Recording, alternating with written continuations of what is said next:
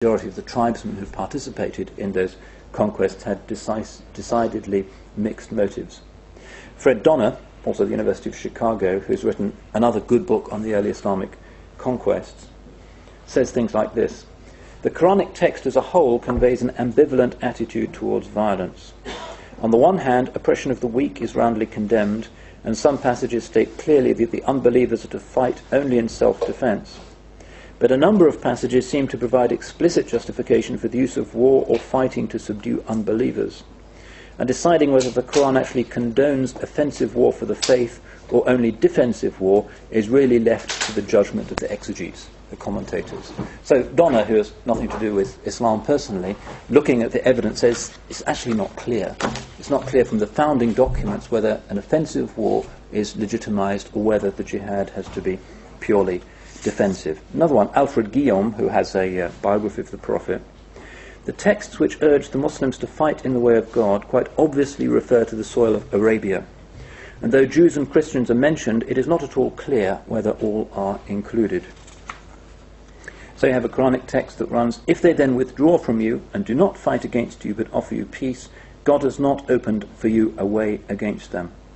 But there's another text that says, fight the idolaters totally, as they fight you totally. We certainly know that the Prophet led campaigns in order to unify his immediate people, the Arabs of Arabia, but whether it was envisaged that these wars, from the Muslim perspective, liberative wars that create the new Islamic ecumenical imperial entity, were envisaged or not, is something that modern scholars are not able to determine. In any case, classical Sunni law, 3 or so centuries later, when it came to formulate its fixed doctrines of this, came to the conclusion that offensive war is permissible. Not to convert people by force, because generally you're not allowed to do that in Islamic law, but in order to expand the ecumenical space, the Dar al-Islam, in which people will be protected in the practice of their religion. So that the justification for the conquest of Spain was the Jewish community had been impressed by the Visigoths, invited the Berber tribes of North Africa, recently Islamized, to cross the Straits of Gibraltar and to liberate them from the Christian yoke. That's a very typical example of how Muslims would legitimize the expansion of the faith, apparently with religious motivations. They did it not just to spread the glory of the Islamic realm, but to allow people, including non-Muslims, greater freedom than that which they had hitherto experienced. And in fact, it's probable that the early conquests can only really be understood in terms of the complicity, or at least tacit willingness, of many of the religious minorities of the Middle East and North Africa to have overlords who are better to them than the Byzantines had been. And many of the Christian minority communities in Egypt, Syria, Palestine and elsewhere were active in collaborating with the Arab conquerors, precisely because they saw not that some kind of 20th century equality was on the way, because that wasn't what it was about, but because they saw that they would be allowed to worship in peace, which was for them the most important thing. In any case, classical jihad theory says, yes, if we have the opportunity, and there is a good chance of success, we invade neighbouring countries, particularly where they are tyrannous, not to convert people, but to allow them the opportunity of converting, and also to allow their minorities to exist. And this is, for instance, the founding story of the Ottoman Empire. Orhan's dream. He sees himself asleep, and a tree grows from his chest.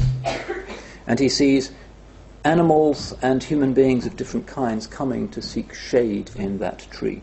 That's the founding myth of the Ottoman Empire, that it's going to be a kind of umbrella in which different minorities can exist. And indeed, we find that generally life for the Jewish community, for instance, in the Ottoman Empire, was a lot better than it was in Western Europe at the time, which is why to this day, if you talk to Jewish people in Istanbul, you'll find that they still speak Spanish. And I've heard them myself. They still, 5 centuries after fleeing Christian rule in Spain, the Inquisition, the Reconquista, they went to a Muslim country, but they still retained that aspect of their identity. It's not, again, some kind of idealistic modern idea of everybody being equal citizens, because they weren't equal citizens. They existed under certain significant disabilities.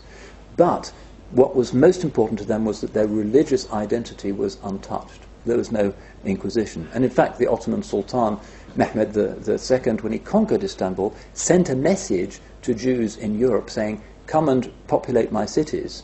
And many of them actually accepted that invitation.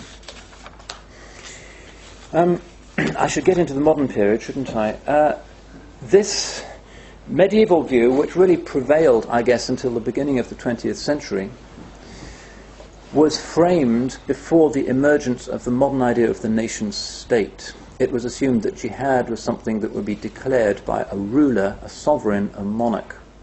And those are old-fashioned concepts in a world where you have the idea of sovereignty existing over a designated territory and vested ultimately in the population, however represented.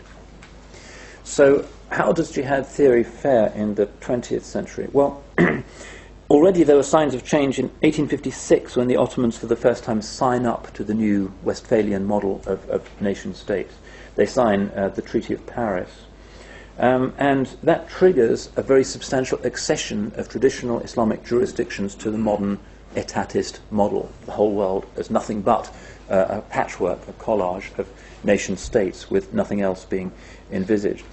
And as a result, today, every single Muslim country belongs to the OIC, the Organization of the Islamic Conference, which, as its basic principle, affirms the UN Charter as the basis for engagement both between Muslim states and other states.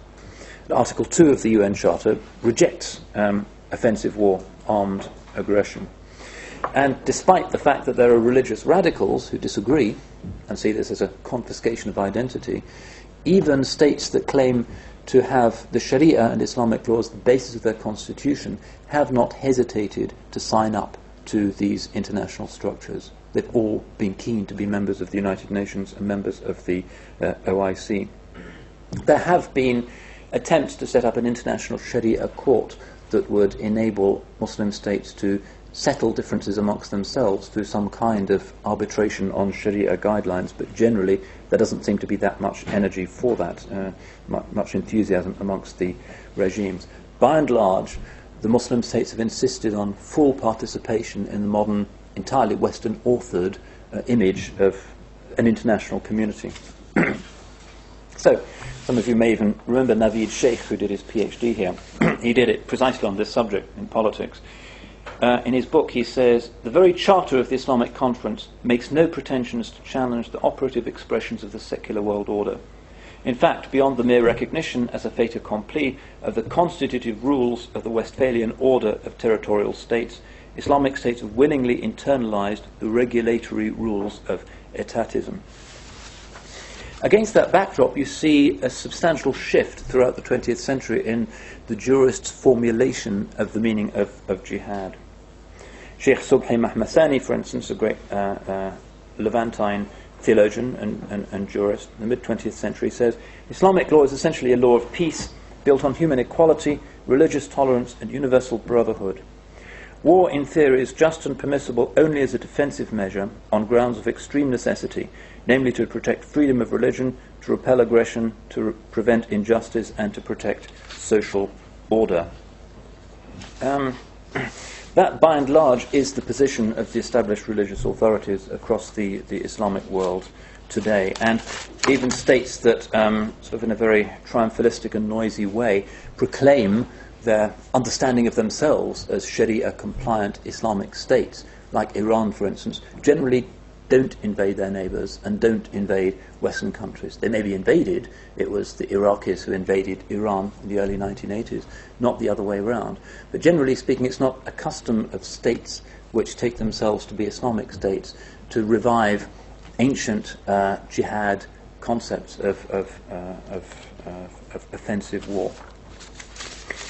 I've been talking probably for too long. Let me just close by trying to deal with this issue of how what we now call terrorism, which I indicated is a kind of vague, slippery, often opportunistically defined category, fits into classical